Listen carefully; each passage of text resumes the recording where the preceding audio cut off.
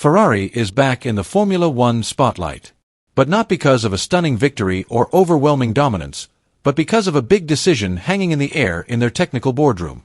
Behind the scenes, tensions are rising as Ferrari faces a choice: whether to install a new floor on the SF25 car sooner than planned, or to hold off in order to maintain long-term stability. What's heating up the situation? Let's get to it.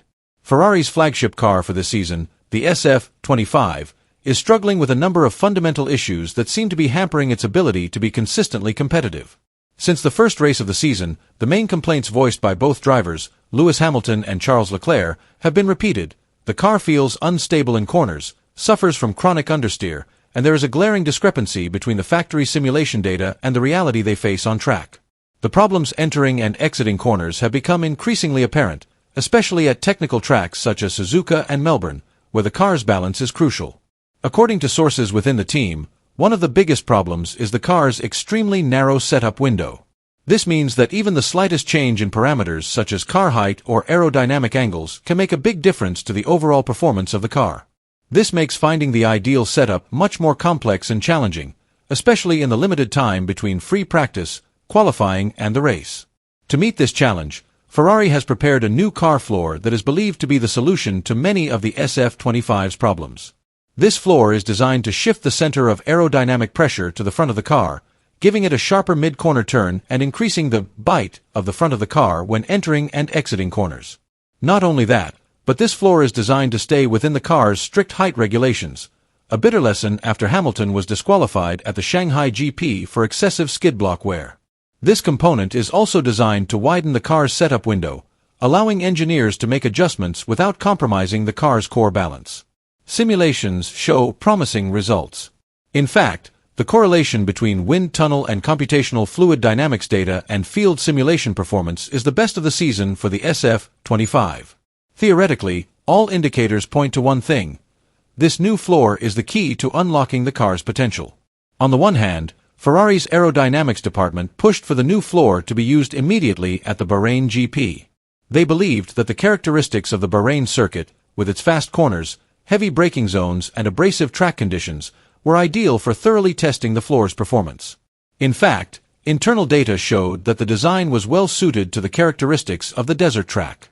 On the other hand, team principal Fred Vasseur and technical director Loic Serra took a conservative approach. They felt that introducing this component separately, without other accompanying upgrade packages, could distort the data and make it difficult to understand the direction of the car's development. Known for his methodical approach, Serra wanted the floor to be introduced after Bahrain with the other upgrades, in a complete and structured package. In the increasingly complex dynamics of the team, Lewis Hamilton began to play a role that was more than just a driver. He became a sharp, thoughtful, and strategic voice, exerting pressure not only through his actions on the track, but also through his statements to the public and the media. After the Japanese GP race, Hamilton was more outspoken. He voiced complaints that may have been echoed only behind the paddock doors.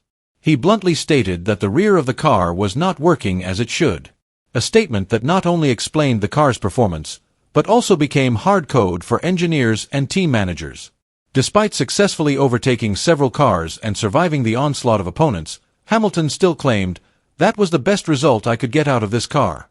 At first glance, it sounds like a normal assessment, but for the sensitive, the phrase carries emotional weight and deep meaning. This is the voice of a world champion who feels limited by a machine that does not match his abilities. Not to be outdone, Hamilton also hinted at optimism wrapped in assertiveness that positive changes are expected at the next race in Bahrain.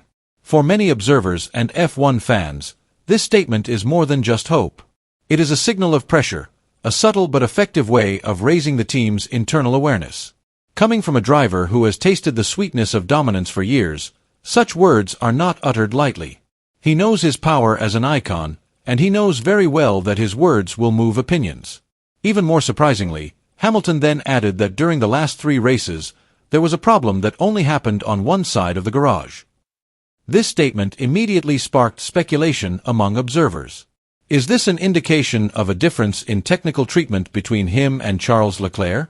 Is Hamilton suggesting that there is an experiment with components or setup that only applies to his car?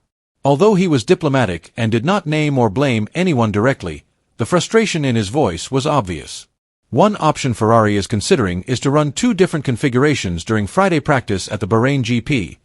Charles Leclerc would use the old floor, while Lewis Hamilton would try the new one, or vice versa. The aim of this strategy is to gain direct comparative data between the two configurations before the park firm rules come into effect and the car's setup is locked in for the weekend. However, this approach is not without significant risk. If the new floor does not deliver the expected performance gains, it could cost the team not one, but two race weekends.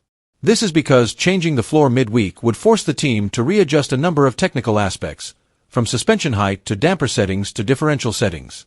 On F1's extremely tight calendar, with little time between races, this could cost Ferrari crucial practice time. Another consequence is that it would reduce the time available for tire testing and race strategy simulations. Each tire compound has a narrow performance window, and if the majority of practice time is spent adjusting aerodynamic setups, the tire data collection program would be compromised.